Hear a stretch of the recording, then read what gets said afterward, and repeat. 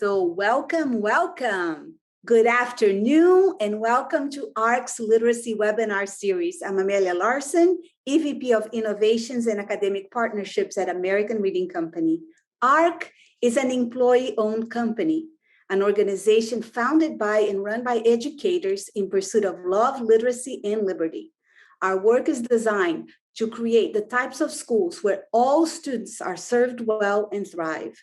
We draw specific attention to the needs of students from historically marginalized and underserved groups by creating a sense of belonging and safety and engaging them in high levels of literacy work that honors their intellect, culture, and communities.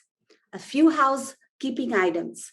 Closed captioning has been enabled for those who would like a live transcript. We are recording today's session and hope to share it with you. You will receive an email and updates from this webinar, as well as information about our upcoming webinars. We have an incredible lineup for you. I encourage you to join the conversation through the chat feature. And if you have questions, please continue to post them in the chat. We'll address them as they come. Now, I would like to introduce today's speaker, starting with our board member, Dr. Jim Cummins, who is a professor emeritus with the Ontario Institute for Studies in Education at the University of Toronto, Canada.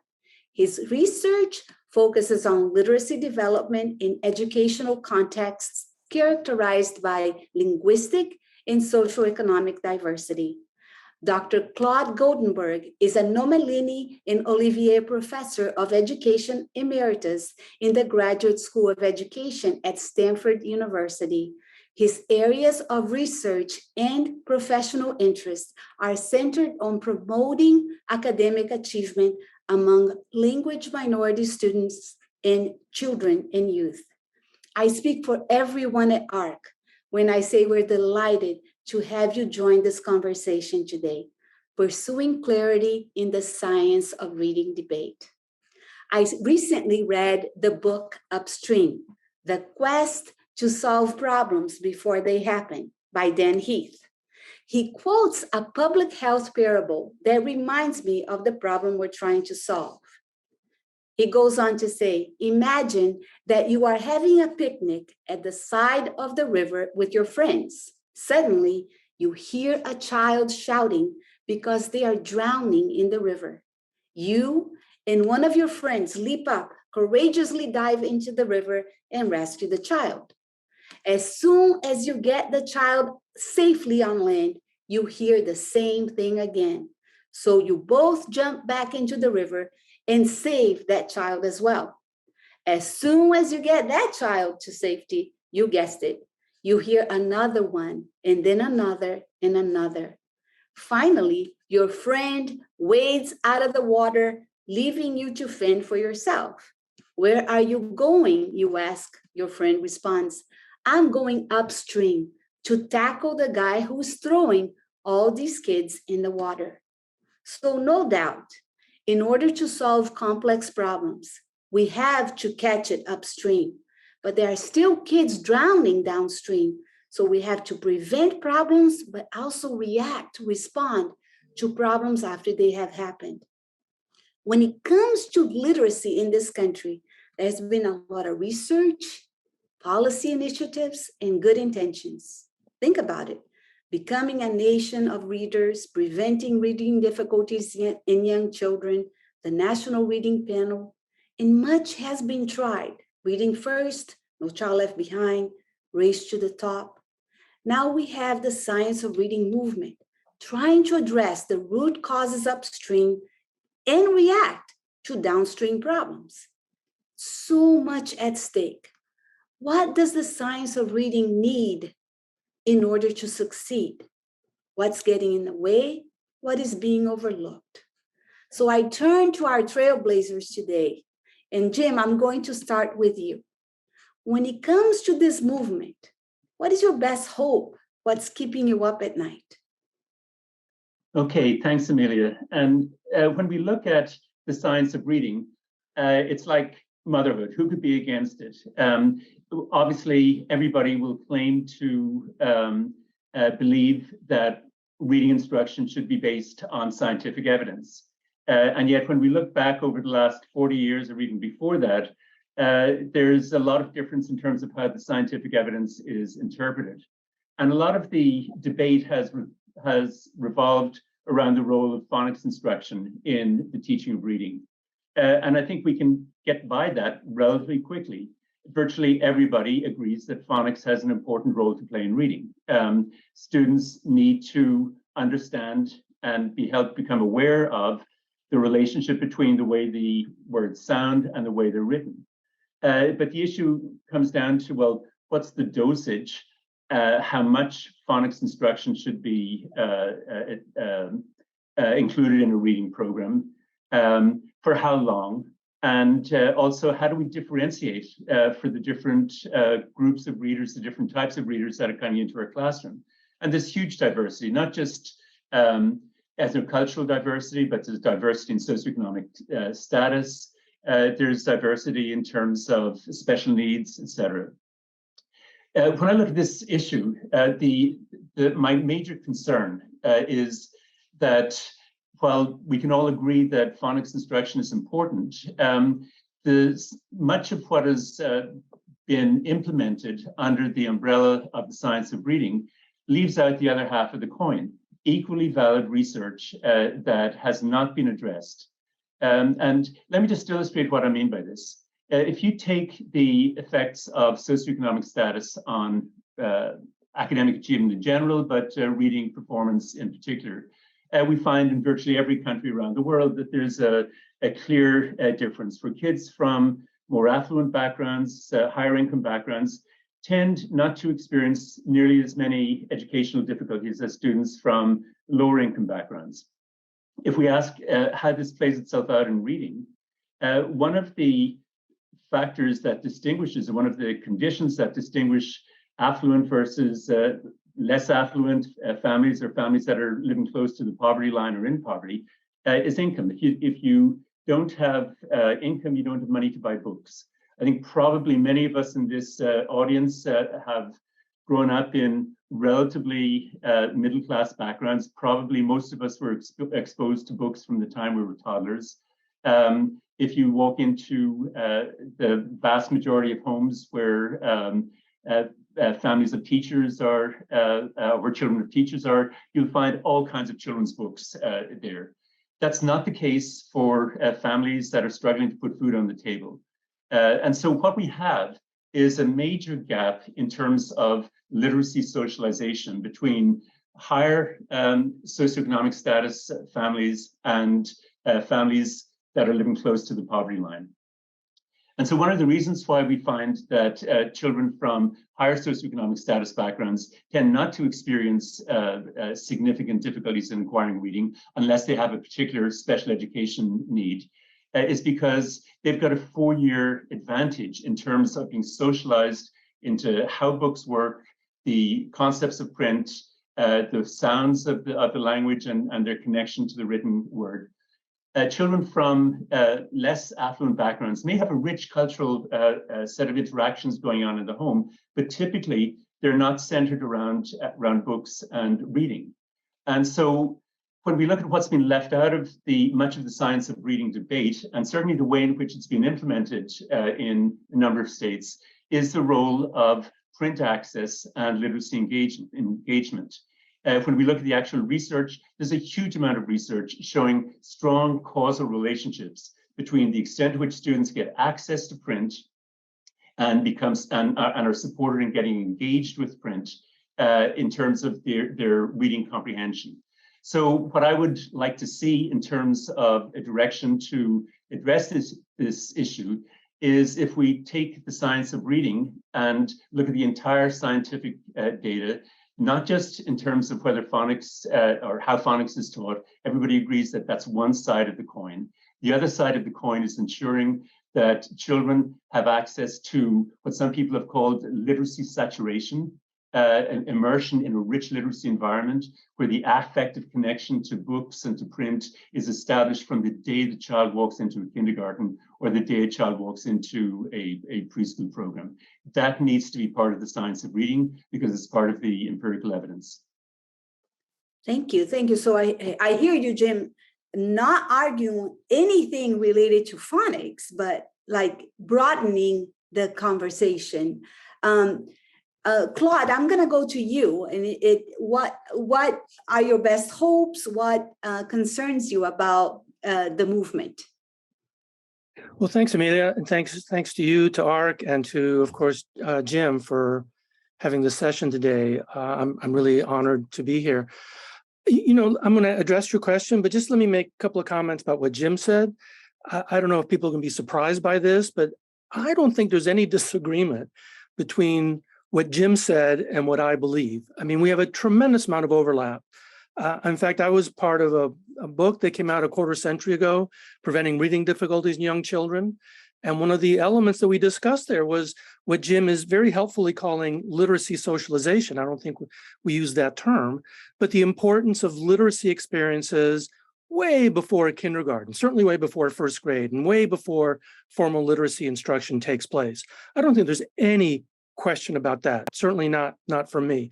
So there's a lot of, and I could trot out other examples, but I want to respond to your question, Amelia. What keeps me up at night? Why am I here? You know, the so-called reading wars have been going on for decades, if not for centuries. And it's just not helpful.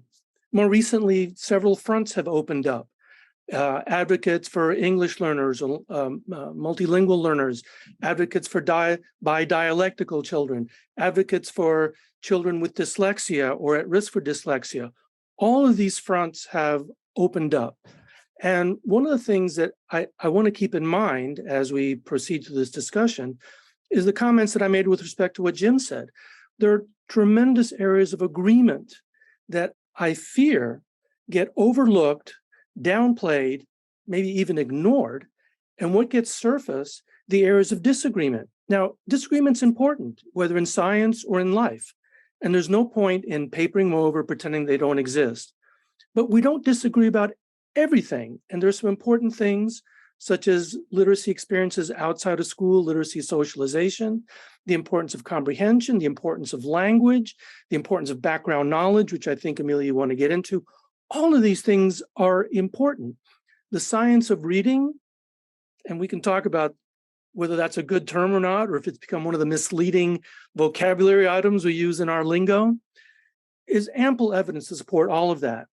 But I want to make a distinction between what the research says, call it science, call it research, doesn't matter to me what you call it, and what gets implemented and what policies kind of rise to the surface.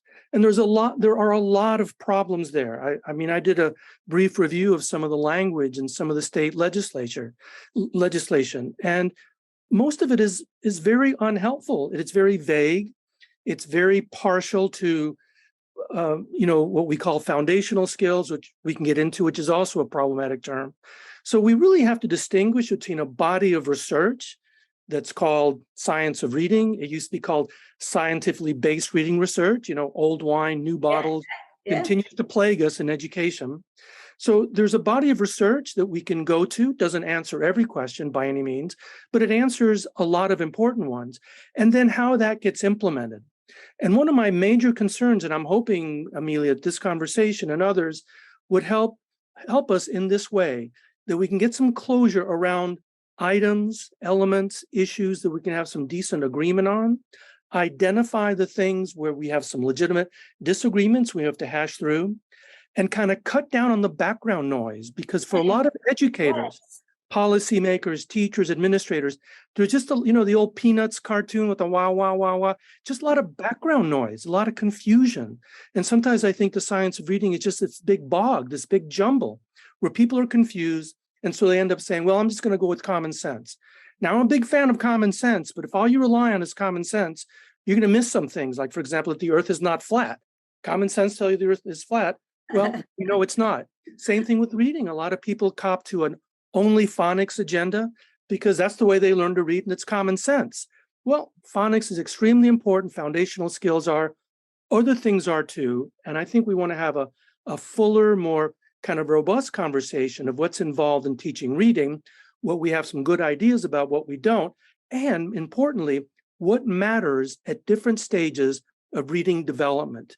Because reading is different things in the pre-reading stage, in the early and beginning stage, in the more intermediate and advanced stages, and different things instructionally are required to help students make progress at each and every stage of the reading development. Absolutely. And this is really going to segue beautifully into the next point, because I think, Claude, what you're saying is we need to have clarity about what we're talking about. And like you're saying, you and Jim have a lot of agreement. And we do too. I'll tell you, like day one of kindergarten, we ask teachers to be looking at which kids don't even know how to hold a book. They don't know how books work. And we give those kids an emergency plan. And those kids, I read 500 books in the first 30 days of school. We call it an ICU plan.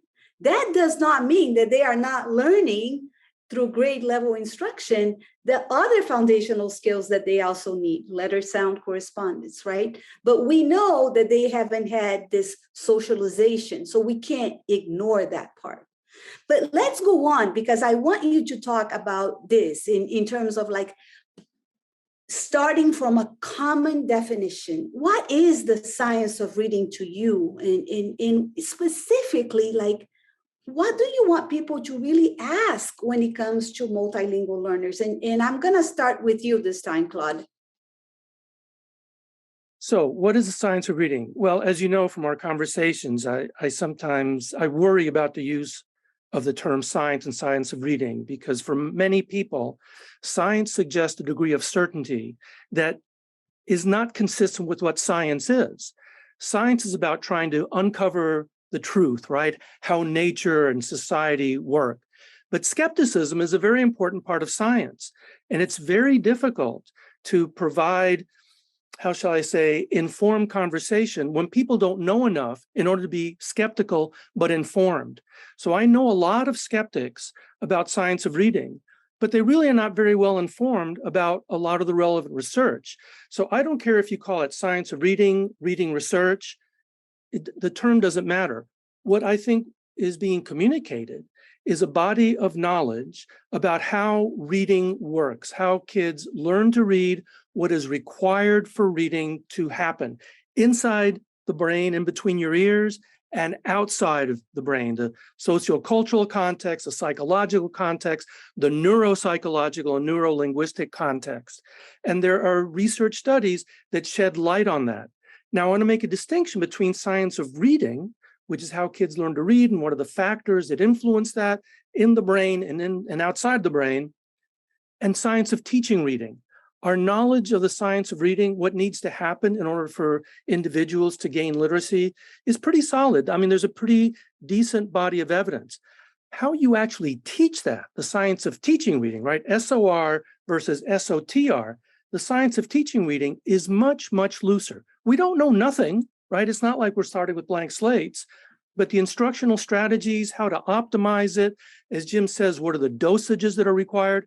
As Jim has recently pointed out, to actually reminded me, if you took a look at the National Reading Panel, what counted as systematic phonics instruction included a pretty wide swath of time devoted to phonics instruction. It could have been 5 or 6, 10 minutes a day. It could have been a lot more. So we don't have a clear fix on what the dosage is. Well, one of the reasons is, to quote a famous phrase, one size doesn't fit all.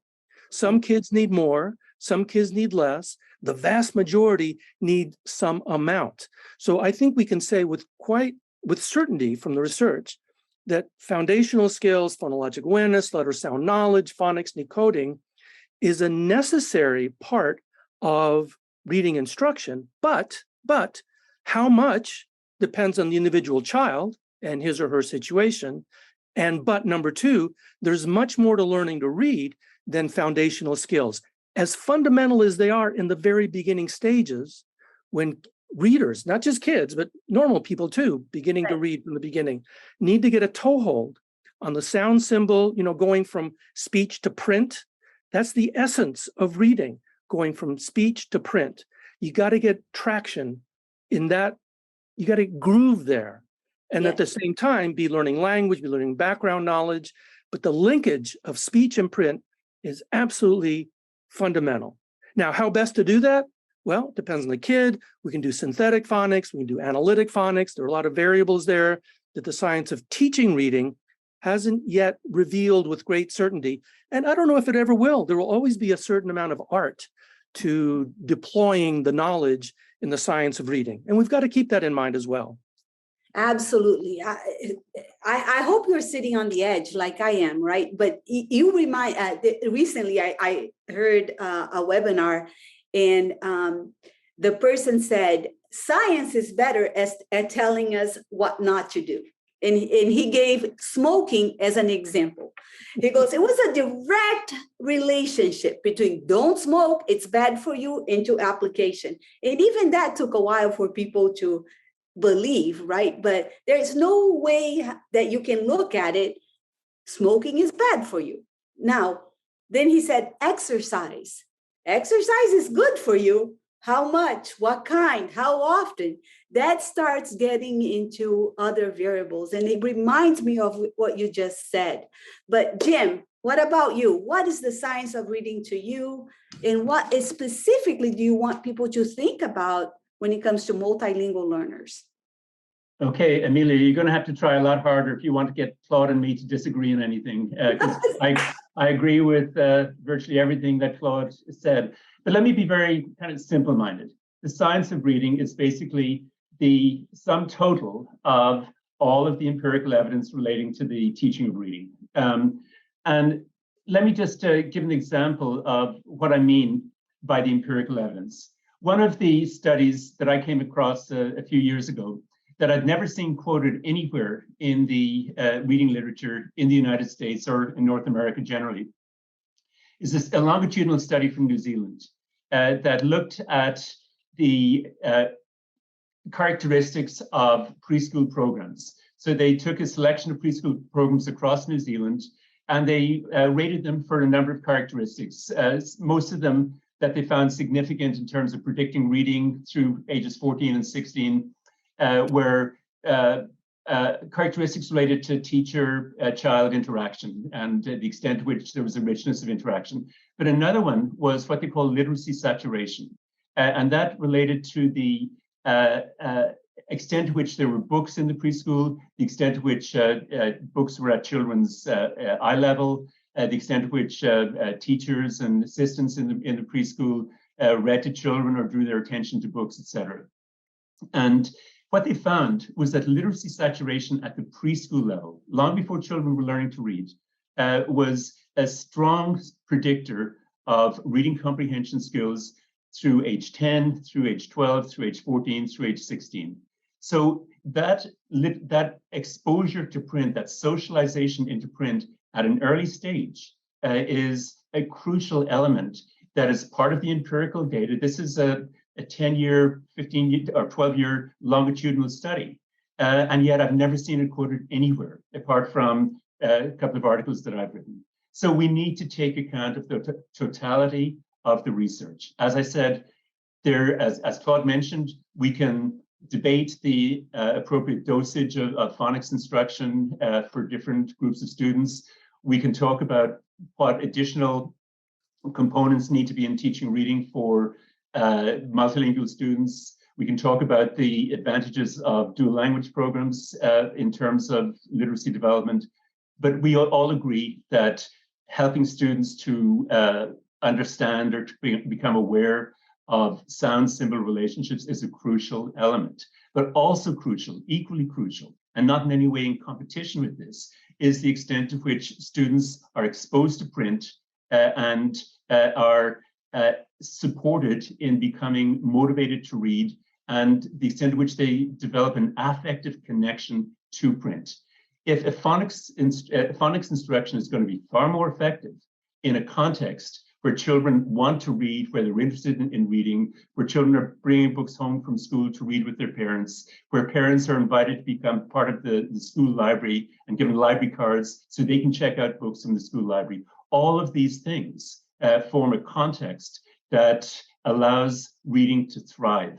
And so it's not an either or, it's a both and orientation. Amelia, can I see if I can provoke Yes. a disagreement? I mean, I don't want to, Go I don't ahead. want to be nasty here, but I don't want people to fall asleep because we're agreeing too much and, singing Kumbaya. So let me see if I can, provoke a little disagreement, collegially, of course. So Jim, as you know, one of the discussions, the disagreements in these conversations is not so much the role of phonics per se, although because most people are seeming to say, yeah, phonics are important, foundational skills are important. We have some disagreements what foundational skills actually are, but leaving that aside.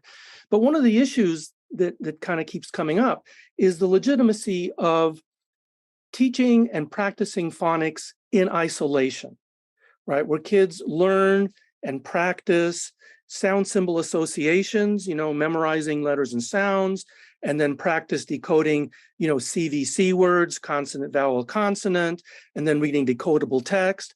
A lot of particularly multilingual learner advocates see this as, I don't want to characterize it or put words in anyone's mouth, but like inappropriate, sort of meaningless drilling that is devoid of meaning and therefore is not instructionally appropriate. Whereas people in the, let's say, science of reading side said, no, there's a certain amount of practice of phonics skills that is important. You really have to kind of get those patterns down, the sound symbol relationships, the onset rhyme, the CVC. You have to practice them, and reading decodable texts, running text where children have been taught the phonics skills and they practice applying them is an important part of reading instruction. Do we disagree on that? No, I think you're going to have to try harder, Claude. But I think it's important, like this piece first. I think you are entering the conversation through agreement and not disagreement. And I think that's important modeling for everybody out there, because there is a lot that we agree on. But when it comes to the nuances, I think there is a challenge that you should teach kids systematically. They should have an opportunity to learn about the basic skill and apply it to writing, so encoding and decoding going together. Yes. But I see sometimes that people don't understand how we can create also knowledge building units where kids are continuing to apply the foundational skills that they learned in isolation in context. So I don't think kids need to know, they need to practice, but isolation is not the only place where they are going to practice and learn that. Can I jump in, Amelia, here and say that the issue of teaching phonics in isolation depends on how much phonics you're teaching in isolation. Yes. And there's a big difference between 5 to 6 minutes as part of a more general focus on a rich literacy environment that was in one of the studies that the National Reading Panel saw as support for phonics teaching, and a 60-minute-a-day phonics in isolation program that provides minimal focus on reading comprehension, minimal focus on enabling students to build up connections to books, to build up an affective relationship to literacy. And so when we look at what the researchers that are often associated with the science of reading are saying, there's, I think, a large degree of agreement across the spectrum. But a lot of those same researchers that are cited by some of the advocates for science of reading program are saying things that are very different from some of the programs that have been implemented in practice. And so we need a both and orientation. And I think it's useful to remind people about the David Scher's self-teaching hypothesis, where students will, once they get a foothold in reading, once they start figuring out the relationships between sounds and symbol, They don't need to learn every relationship there. They start to figure it out themselves. They get feedback from adults listening to them. And let me give you an example that comes from dual language programs and French immersion programs in Canada. French immersion programs are programs where kids from English home backgrounds are taught initially in French in kindergarten, grade 1. English is often introduced in grade 2 or grade 3. What researchers find and educators find in these programs is that a large majority of children from English home backgrounds will start spontaneously to read in English in grade 1, even though they'd never been taught to read in English in grade 1. They'd never been taught reading skills in English. They've been taught reading skills in French, but that transfers. They've got a foothold in terms of understanding that the books that they love, that have been read to them, that they may have learned off by heart, that there is a connection between the sounds and the symbols, and they figure it out themselves. So that's not to say don't teach phonics, not by any means. But there's a lot of self-teaching that can go on by students when they're in a context where they want to learn to read and when they're surrounded by supportive adults who will help them make that happen. Amelia, can I respond to that? I don't know. Yes, absolutely. So Jim, yeah, absolutely. I mean, it's well known that reading skills in L1 transfer to L2, and in fact, it goes backwards. I mean, you know, I did a study where kids here in the United States were being taught reading. These are language minority kids, as long as we're talking about studies. These were Spanish-speaking kids were being taught to read in. Some were being taught to read in English. Some were being taught to read in Spanish. And the kids who were being taught to read in Spanish had higher phonological awareness skills in English, and the kids being taught to read in English had higher phonological awareness skills in Spanish than a control group in Mexico that was only being taught to read in Spanish. So we know there's transfer between L1 skills and L2 skills. There's no question about that. But the more important point I want to make is, Jim, you said that doing 60 minutes of phonics in isolation, I can tell you categorically that is not consistent with the science of reading. And anyone who does 60 minutes of phonics instruction is blissfully ignorant of the science of reading. And let me cite another study, as long as we want to talk about English learners for at least a little bit here. So 2 really excellent studies that I cited many times. I've sent you the articles. We've had some really productive conversations about them. Are studies by Linnea Airy and Sharon Vaughn. Now, Linnea Airy did a study with emergent bilinguals. Technically, they were not English learners, but they were emergent bilinguals. And she found that and these were kids who were having difficulty getting traction.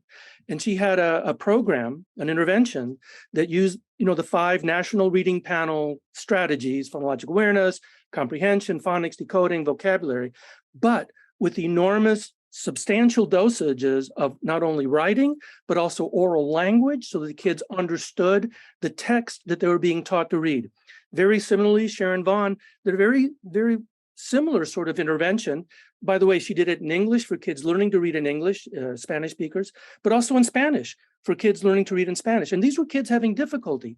Neither of these programs spent 60 minutes in isolated phonics instruction. That is malpractice if that is done. And if that's a policy somewhere, it needs to be snuffed out as fast as possible, because these interventions did foundational skills, did comprehension, did vocabulary, did oral language development, did writing, did an integrated language arts program. But the key was, and I think maybe this is where we have a disagreement. I'm going to try harder to get some disagreements here, Jim, just so the audience, kind of stays with us. I don't want this to be like a Netflix show where, you get to the end. People are loving it, Claude. People are loving it. So just so you know.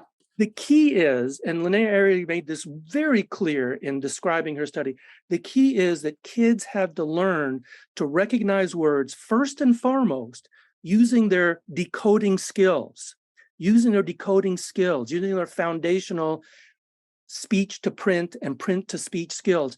Once they recognize the word, then they use meaning and context to confirm its identity, which is, as you know, very different from the 3 cueing system that says, well, there are 3 cues you can use, and use them in what sometimes it's called balanced literacy, which is one of the great thefts of the English language. I mean, balanced is a great word, but it's been completely hijacked by 3 cueing system, because the balanced literacy that 3 cueing talks about is not balanced. It's unbalanced, it's irrational, and it's random. You need to focus on those decoding skills to recognize words, and then use meaning and context to confirm the accuracy. Okay, disagree with that. Okay, my sense of, or my understanding of balanced literacy is that it focuses on teaching foundational skills, teaching sound symbol relationships, at the same time as it's immersing children into a rich literacy environment where they're being read to, where they're being dramatized, where they're dramatizing stories that are being read, where books and connection to books and story are part of their environment, part of what they talk about. That, to me, that's the balanced literacy program. You can kind of, but you can get into details of what works, what doesn't work.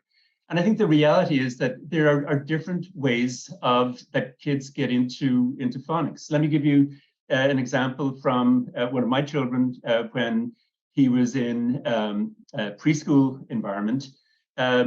He'd been read to, he had a lot of books, he liked books. He was going to a French immersion program, so instruction in kindergarten and grade 1 was totally through French. But he could read all kinds of books. He memorized them by heart. And he read to his younger sister on a regular basis. He wasn't decoding the words, he had it in his head. And that gave him a foothold into books. And then he went into some kind of a self-teaching process where he began to figure out how the sounds and words went together. But that affective connection to books was there. So kids get into reading in different ways. For most kids who are not reading already, when they come into kindergarten or grade 1, which is obviously the vast majority, we teach them, we demystify how the language works. We demystify the connections between the sounds of the language and the written language. But that's going to work far, far better if students have experienced what Amelia called her ICU, the immersion, the saturation into books, so that kids realize that there's payoff in books. And when schools work with parents to make sure that parents realize that reading to their kids in whatever language is an important component of their kids becoming successful readers. So do we disagree? I mean, I'm not being facetious here. Do we have a disagreement here? Well, I don't get into things like the detail that you do in terms of 3 cueing systems. Basically, my orientation would be whatever foothold kids want used to get into reading and start the process of making connections between the sounds of the words and the printed language, the better. I don't care how they get into decoding. Decoding is a necessary condition. It's not a sufficient condition. And the studies that you cited by Linnea Airy and Sharon Vaughan are good research studies. They're good research studies partly because the interventions that they implemented and evaluated combined the teaching of phonics and phonemic awareness with a strong focus on reading comprehension instruction, building up language awareness, expanding students' language development. The studies that involved students who were from multilingual backgrounds also had a strong language development component in them, in the intervention.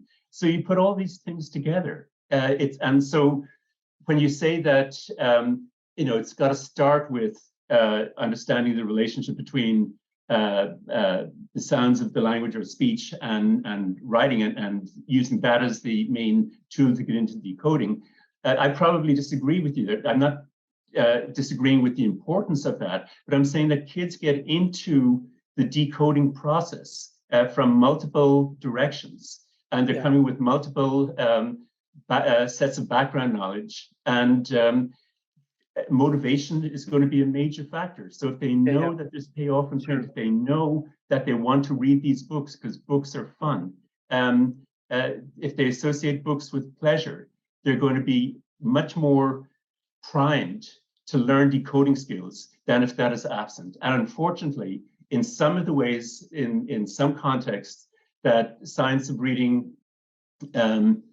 terminology is being used to determine particular reading programs, there's not nearly enough focus on literacy saturation, print access, and all of the other kinds of things that might come under the umbrella of a rich literacy environment. Yeah, I suspect Amelia wants to move something else. Let me just say the details matter. I mean, the instructional details really matter.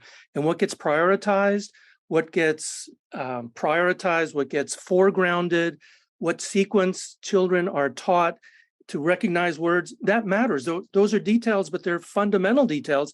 And I think this is really one of the sticking points that, we can keep talking about. I can cite studies and we can go back and forth, but I suspect, Amelia, you want to move on to something else, or we can continue with this. Well, I think one important thing is, Claude, earlier you talked about what happens inside of the brain and then what happens outside. I think how you become a reader inside of the brain is the same, right? That your brain needs to be wired for reading. However, for some kids, they pick up on that much more naturally. But about 70% of the kids need some level of explicit instruction. About 30% of them will learn no matter what. And for some of them, they do pick up on themselves. But what is happening inside of their brain is still what needs to happen. But it's that's right. natural. See, that's the difference. That's a perfect example of the difference between the science of reading and science of teaching reading, because there's very good evidence that the linkage between sound and symbol, and then the linkage with meaning, some people call it the letterbox, the orthographic mapping center, there are different terms for it, but that linkage is absolutely what has to happen. Now, from an instructional standpoint, Amelia, you're right. Some kids, there's a huge normal distribution. Some kids get it in a way that they appear to inhale it, almost like natural language. Like Jim's kid. Like Jim's kids, Yeah. I have two daughters. One learned much more easily than the other. They're both well within normal. There's nothing abnormal, but there's a range, and the degree of explicitness varies. Some kids will get it like Jim's kids and some other kids, but most need some kind of structured and degree of systematicity. Now, how much, how intensely will depend on the child. And I also think it's important to remember what you said early on about Aries phases of word reading recognition, right? That kids may come in as picture readers. That's what they know how to do. Pre-K, early K, it is our job to help them pay attention to the things that they are not paying attention to yet. But they come in, like Aries says, they come in as picture readers, and we have to help them move along that continuum. So what I want to move towards is how do we bring people together that need to be involved in this solution? Different perspectives must be addressed.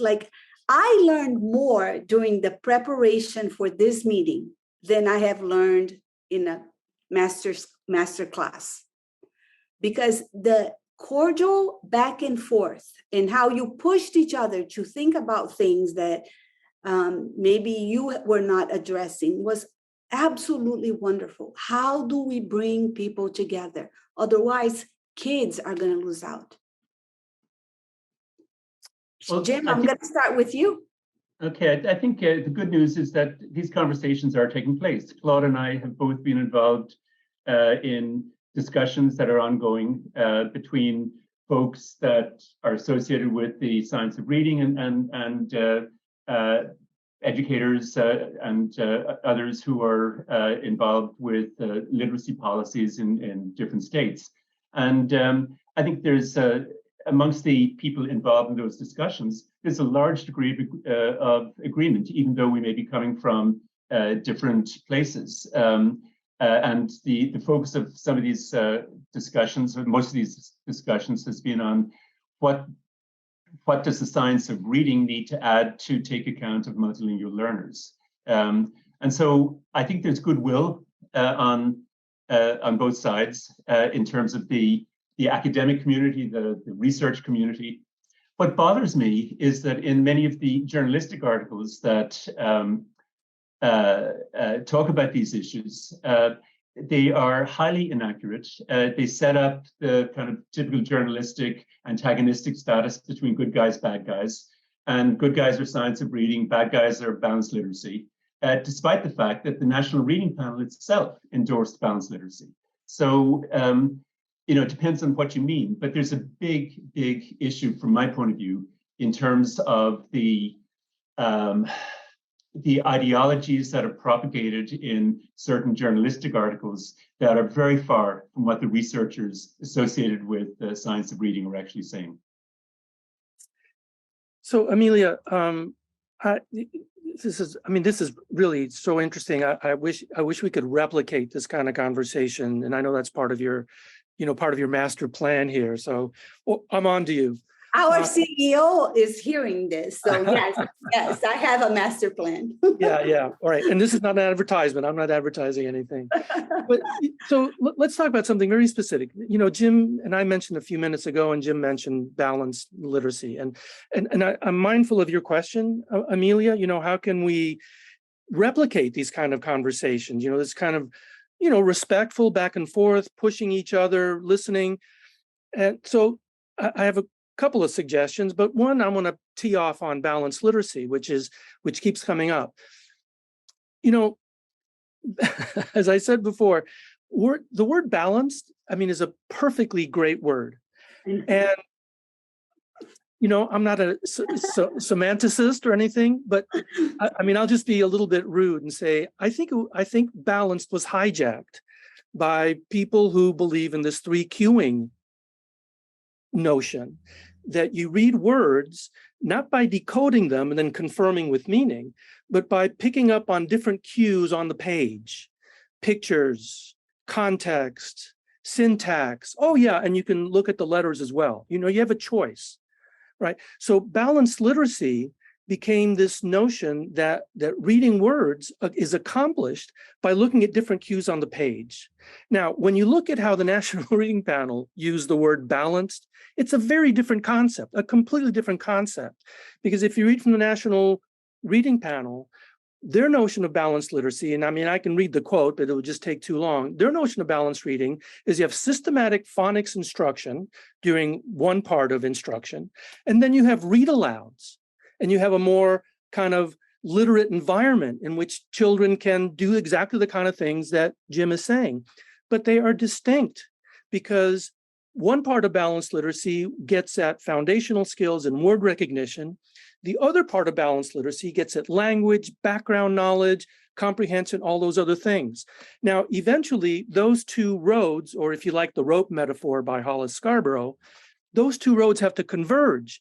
But initially, before kids can actually read in the true sense of read, they have to get a lot of language and input and comprehension and background knowledge exactly the way that Jim is talking about. But at the same time, that's got to be balanced with focused instruction that helps them learn how the written language works, how the written language becomes spoken language. In other words, from speech to print and print to speech. That's got to be really highlighted. Not before you can do those other things, because there's no reason that can't happen contemporaneously. Kids can learn phonological awareness, letter sounds, phonics and decoding, while they're reading, they're learning hearing read alouds, comprehension.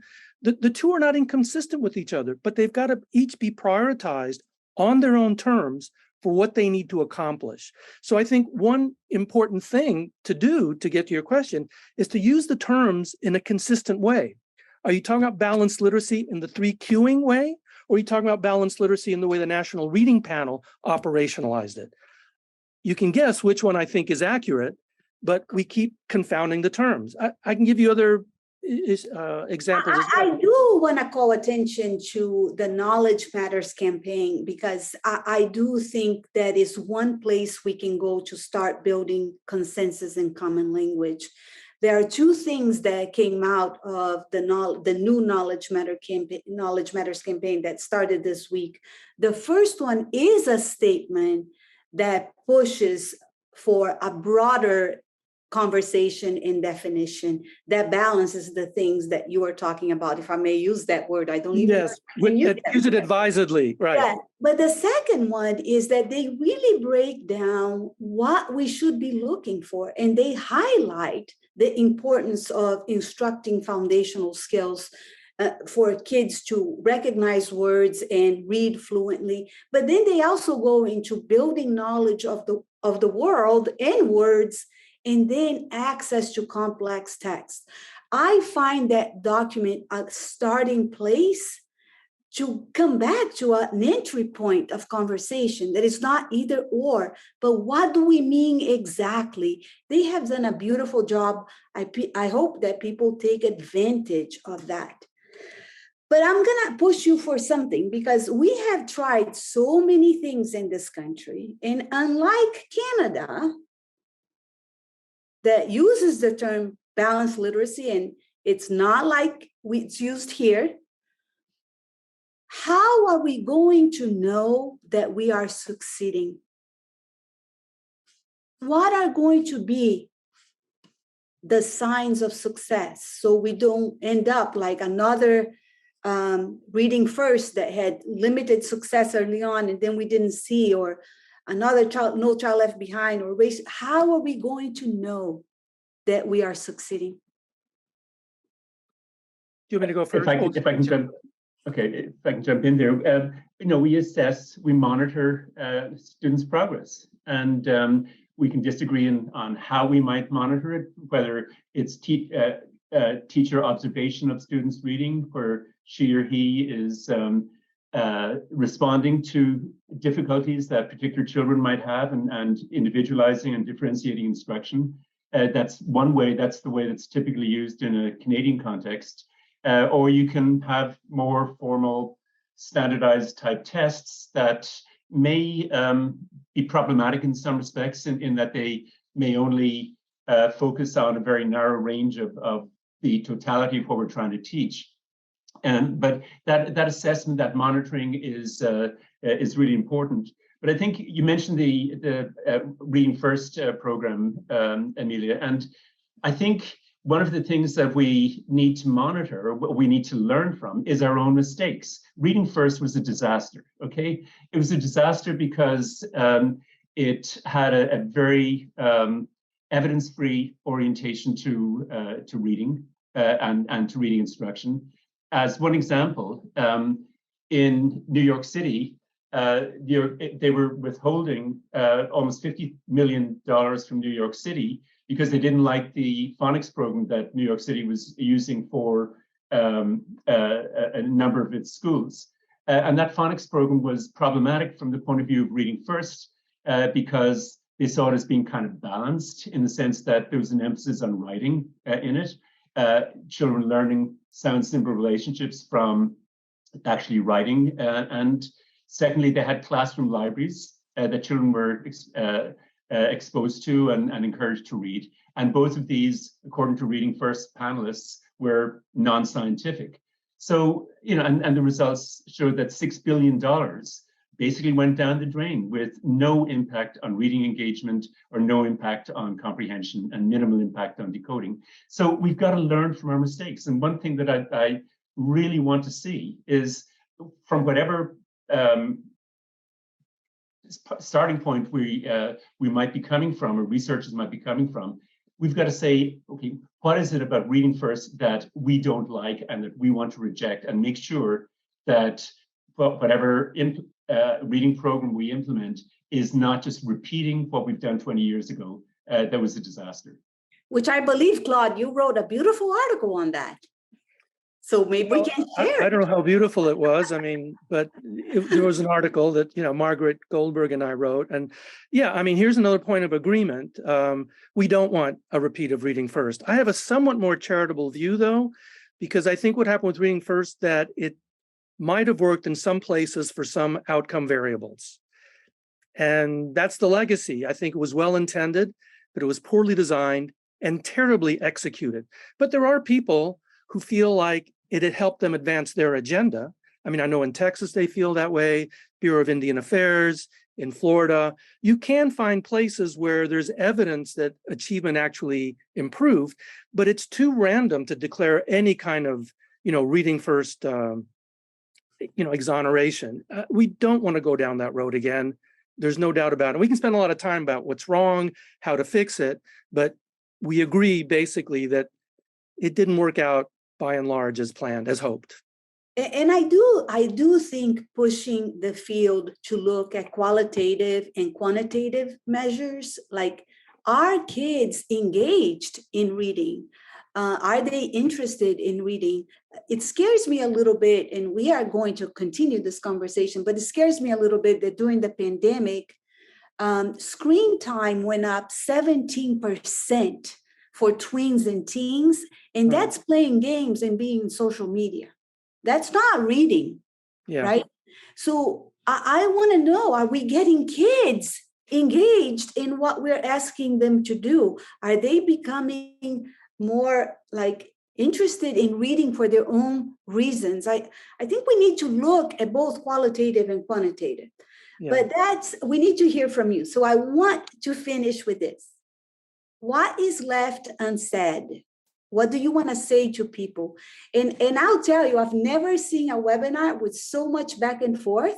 And there are people that are coming from different perspectives. I hope that you learned from this dialogue, from listening, from finding places of agreement and pushing where we need to go next.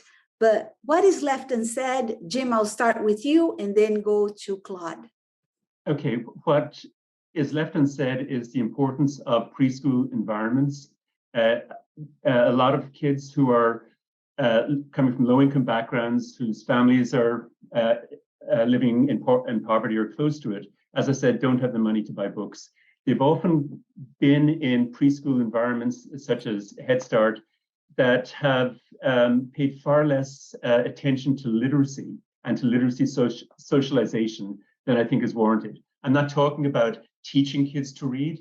I'm talking about reading to kids, dramatizing books, getting them hooked on reading. Kids that were hooked on reading in the elementary schools, I'm sure used the pandemic, or certainly from an anecdotal point of view, some of these kids loved the pandemic because that gave them a lot more time to read. And often these are kids from advantaged home backgrounds. But if we can get kids hooked on books at a very early age, and that means, and they will learn to read far better. And that means making sure that all families have access to books, even if they can't afford them. Claude? Amelia, I will answer this question, but I want to have a chance to answer a previous question that I didn't get a chance to answer, which is how will we know when we're succeeding? And I think what Jim said is perfectly fine. I have no disagreement there, but I'm going to use a kind of what you might call sort of a negative example. My friend and colleague, Elsa Cardenas-Hagen, who I know you know, and I suspect most of the people in the audience know, she was instrumental. She and basically her community were instrumental some years ago in implementing a very comprehensive system to try to identify, and they're like 99% Latino, low income. They're the Brownsville, Texas, one of the poorest areas in the country. And too many kids were falling through the cracks. They were not learning to read, whether in English or in Spanish or whatever language. And they instituted a policy of early screening, not to identify dyslexia. You can't identify dyslexia in kindergarten. You can identify kids who are at risk for reading difficulties. At risk is not a diagnosis. So what they did, they instituted a policy of screening in kindergarten, maybe even before, I don't recall. And they identified kids who were at risk for reading difficulties. And they found that within a matter of years, she told me this not too long ago, the need for special ed teachers went down like 75%. Now, I don't want to disemploy special ed teachers, you understand, but if you get the gist of what that's an indicator of, suddenly they have less, the identification for special ed in Brownsville is below what it is for the non-Hispanic population, something under 4%. In contrast to about 5%. So by needing less, they were able literally to cut the special ed population by 75%. Why? Because they identified kids who were at risk for reading difficulties, intervened early on in the kind of interventions that Sharon Vaughn and Lanier, in fact, Elsa was involved in the studies that Sharon Vaughn did, the one that I cited before.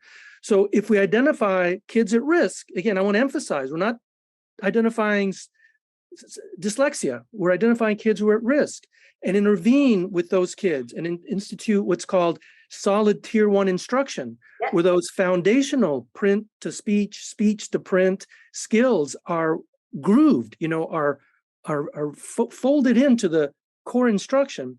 We can make some progress, as indicated by you need less special ed teachers. I'm sure they could be very successfully deployed in first grade, second grade, third grade, fourth grade, high school, and lower the class, the class average, the class size. So they're not going to be out of a job, but they don't have to be teaching 10 kids a day, which is typically what special ed teachers do.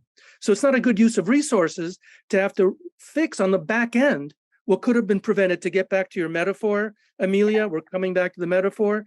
The kids that are being thrown into the river are the kids who are getting poor reading instruction that doesn't pay sufficient attention early on to those foundational skills. And then as they develop, don't pay enough attention to the other things that are necessary. That's how we get the kids from falling into the river. But you will need some lifeguards along the way, because some kids have a lot of difficulty.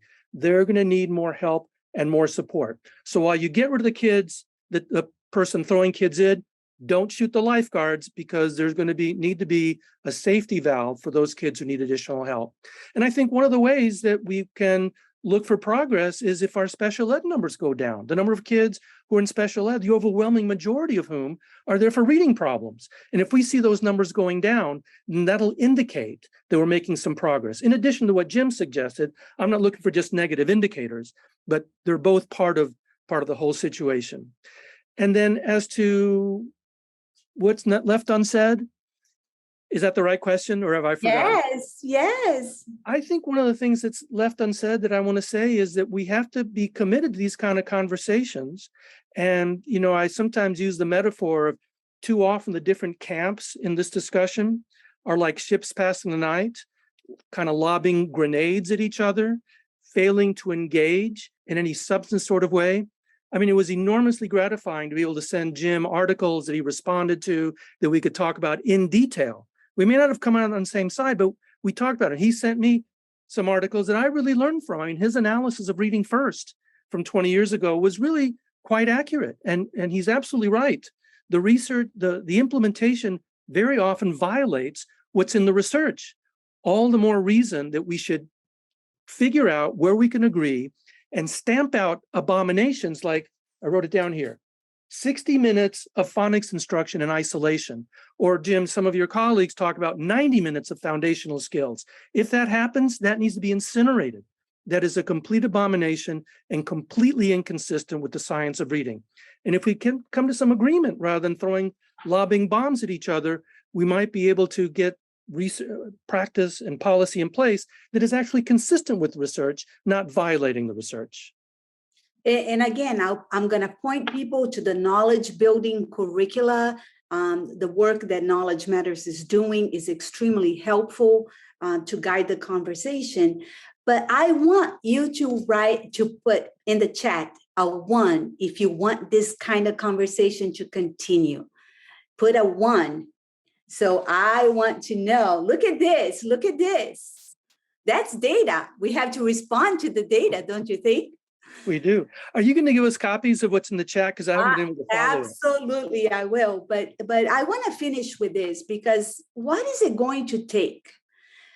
Short-term solutions to big, complex problems never work, right, in the long run. But we have to, again, be upstream and downstream at the same time. SOR is a good start, but we have to talk.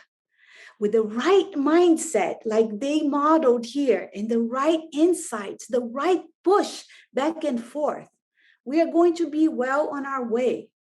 But I want you to call attention to the humility and the listening skills that both of these scholars modeled. And I want to remind you, as Sonia Nieto said, as educators, all decisions we make, no matter how neutral they may seem, have an impact on the lives and experiences of our children.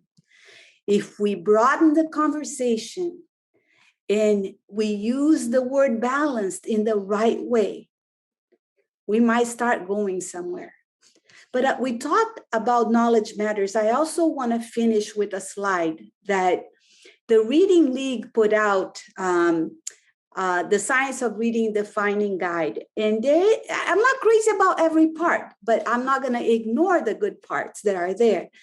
And there's a great ending where they talk about a call to action about all of us being good citizens of a science and practice community. And I want to finish with this slide that talks about this call to action and what they ask us to do. Take a look at this. I think we can do that, right? And I am going to do everything I can to continue this conversation. And I am going to ask, first, thank our speakers, our participants. It was lovely. I could go on forever, I have to be frank. But I'm going to ask Ali to put up our next webinar next week. We're going to continue this conversation in terms of closing the gap between preference and research. What is really preference? What is settled? And what is the difference? So we're going to have David Lieben and Sarah Lupo with us next week. Come back. But I am going to bring back these two wonderful scholars. Thank you so much, Jim. Thank you so much, Claude. I have learned so much from you. I wish you guys could be a part of. I was just copied on this wonderful. We're going to do a paper. Thank you very much. And I'll see you next week. Thank you, Bye-bye. Jim. And thanks to all the back Claude. end there. Thanks, Amelia. Thanks, everybody. Thank you very much.